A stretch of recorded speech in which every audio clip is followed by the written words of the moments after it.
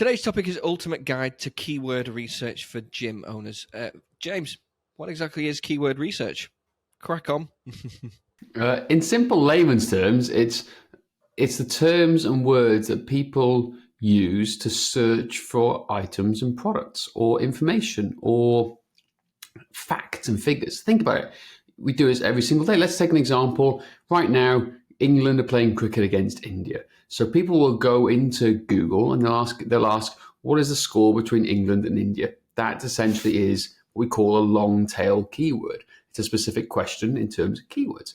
So score India, England, that could be a keyword.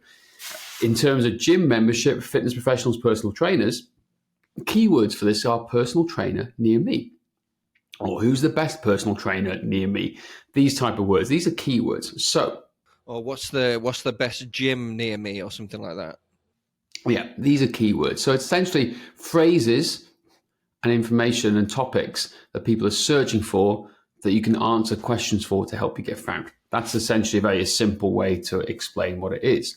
The problem is, though, with most business owners, not just in the fitness world and the health world, is they write content thinking it's information that people are looking for, when in reality, it's not.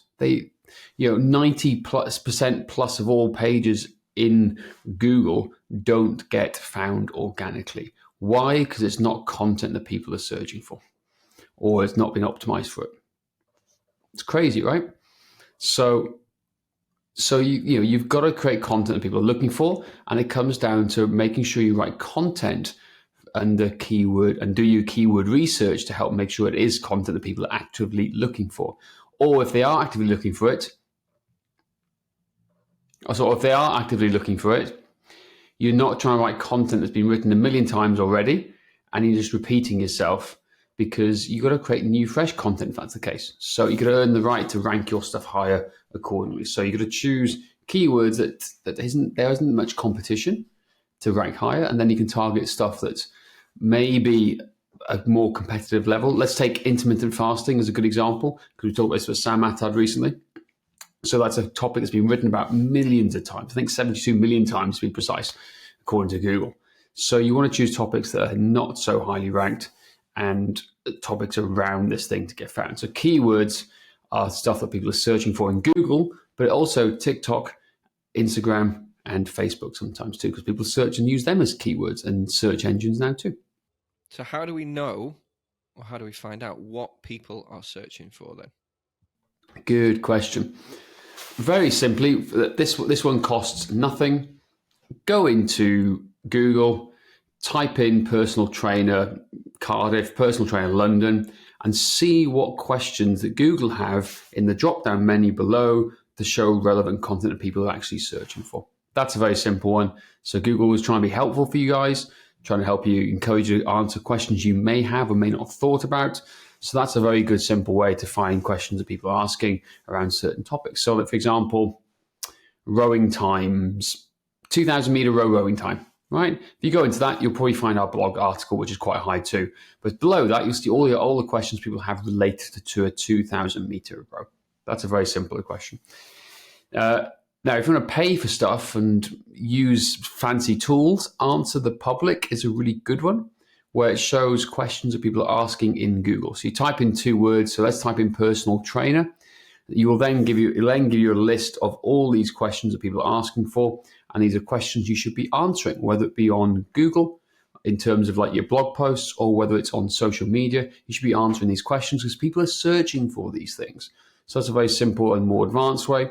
Or if you're going to go even more advanced, we use fancy high-end software called SEMrush or Ahrefs, which is fancy SEO tools that help us come up and use all the data to pull it together to go, right, which topic are we going to talk about today?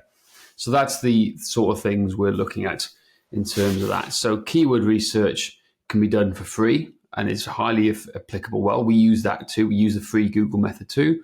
But we also make better informed decisions by using stuff like SEMrush and Ahrefs, because it takes and correlates all the data to give us a more informed bit of information. I was going to say, is that how you analyze keywords? Because as you said, it's all, you can find out what questions people are answering, but then depending on how many people intermittent fasting. That's okay. A lot of people are asking about that, but it's not necessarily something you want to write about.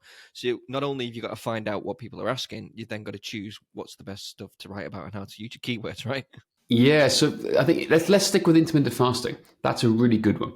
So intermittent fasting is a very broad topic, and maybe 15, 20 years ago, no one would have heard about it that much, right? So that was all the way back then. But now it's so highly searched for and people talking about it all over the place that you can't just, the keywords intermittent fasting are no longer good enough. You need to start using what we call long tail keywords. So, as we said to Sam, because she specializes in period pain relief and PMS issues for women. So, what we said to her is maybe we need to talk about intermittent fasting for women with period pain or who are suffering from period pain. That is a long tail keyword, right? And people are searching for it. Yes, highly specific. So if you want to create content to get found, it's going to become more specific. For example, strength training for cricket players is a good example for us.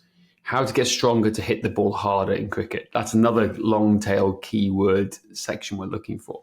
So in terms of weight loss, again, it's similar weight loss. Weight loss for what? Weight loss for who? So you can't just do, right, I'm going to do a blog all about weight loss. Who's it for? Weight loss tips for women who are suffering from the perimenopause. That's ultra specific.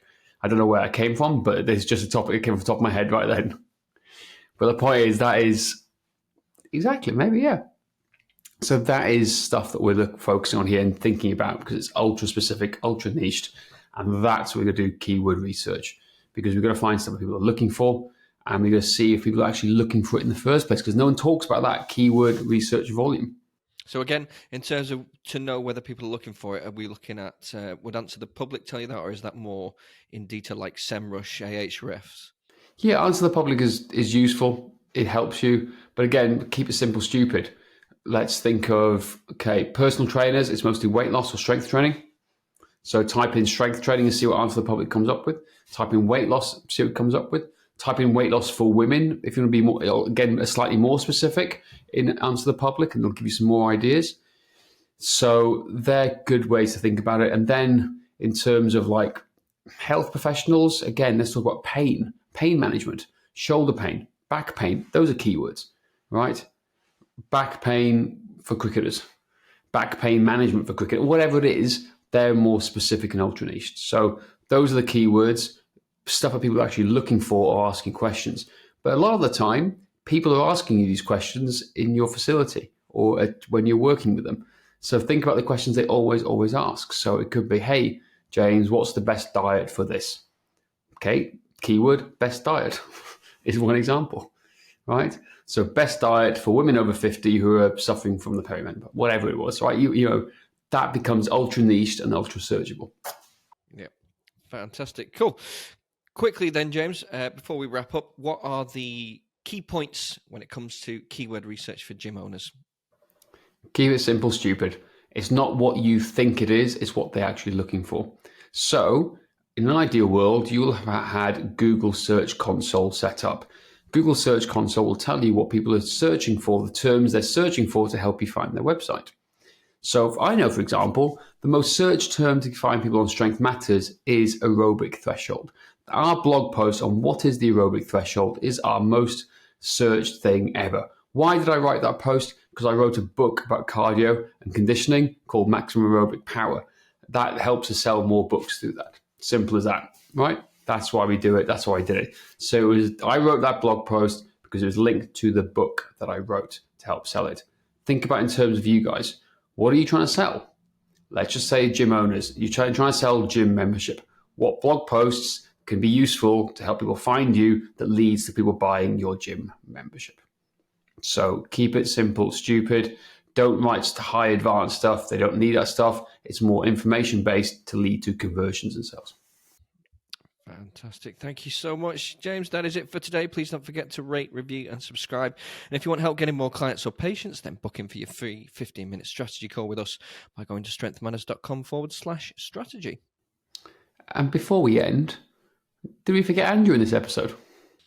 No, we didn't forget Andrew. We talked off air about whether whether this was Andrew's wheelhouse or not, and we felt it was more yours. But if Andrew would like to say anything, please go ahead. I don't want you to feel left out, Andrew. I don't feel left out. I was enjoying it, and everything that James says, go and do. But the key with it, I think, in closing, is that if we niche down, then we suddenly position ourselves as an authority in that particular niche, and that's going to help you stand out, providing you're using the relevant keywords, of course. There we go. He doesn't feel left out. He doesn't. Marvelous.